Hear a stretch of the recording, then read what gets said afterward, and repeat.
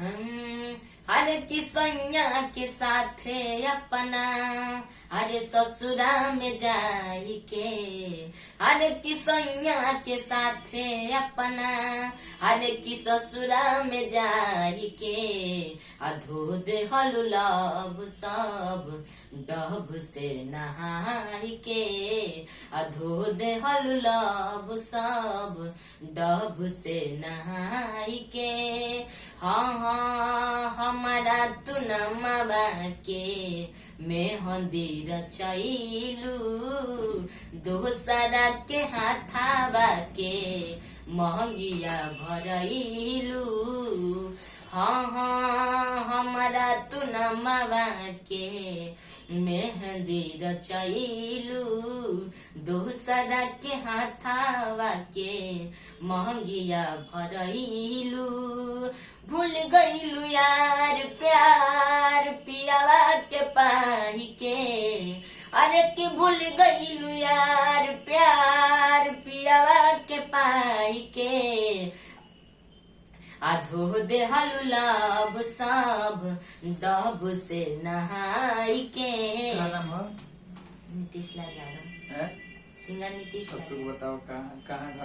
सबके प्रणाम नमस्कार भैया, हम गायक नीतीश लाल यादव छोटका। प्यार कैले बड़ा का है तो बताओ ना कि तू प्यार कर बा के ऊपर से ऊपर संग कुछ मन कहले बड़ा तो गाओ तो अपने प्यार लगा ना गाओ।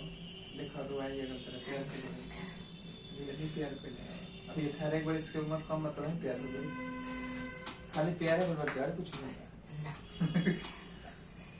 तो बताओ रियल कोनो अपन प्यार के गाना गाओ। प्यार कोई लोग आंख में लोरा गलू है गाना गाओ जान से लोरा है सब लोग कि मैं जा रहा हूँ दुनिया से हो,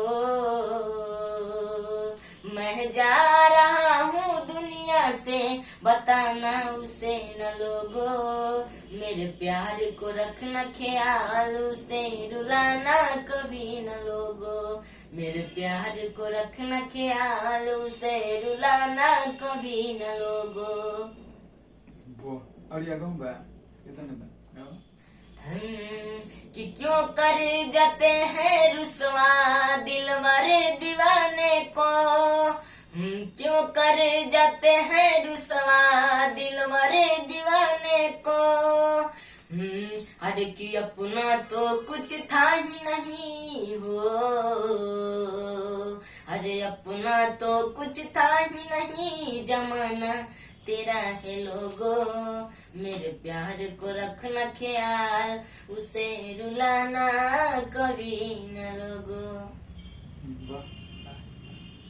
ते तू गोले हो ये तो पड़ी ली बा बहुत बढ़िया कि मेरे प्यार का रखना ख्याल कहे ऐसे रो दिला का ओरिजिनल क्या कर बड़ा।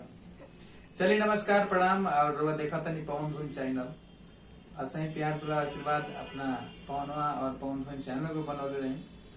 और कभी कभी हमारा ऑफिस में कोनो टैलेंटेड सिंगर के सब इंटरव्यू आवाज सुनी ले और कब केकर किस्मत रवा चमका दे वो लोग के जानकारी नहीं के ना हमारे जानकारी तो वो लोग भगवान बनी और आशीर्वाद बनौले रही। ये छोटा बच्चा नीतीश लाल यादव ना नीतीश लाल यादव और ऐसा ही प्यार आशीर्वाद बनले हम गाना गा लेता नहीं चूंकि हमारे बर्थडे आवेला बा 25 फरवरी के।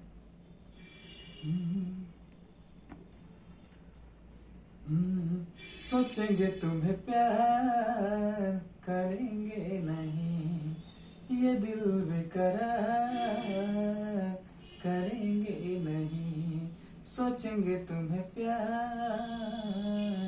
करेंगे नहीं ये दिल बेकरार करेंगे नहीं। सांसों में बसाया तुमको यादों में सजाया तुमको तू ही तो है मेरी जान सोचेंगे तुम्हें प्यार करेंगे नहीं सोचेंगे तुम्हें प्यार करेंगे नहीं। नमस्कार, प्रणाम। असही देखत रहे रुआ पौन धुन। और एक बार फिर से नीतीश लाल यादव का आशीर्वाद प्यार दी। और हमारा चैनल के अभी तक रुआ सब्सक्राइब नहीं करी तो सब्सक्राइब करी, और वीडियो अच्छा लगे तो जरूर शेयर करी। नमस्कार, प्रणाम।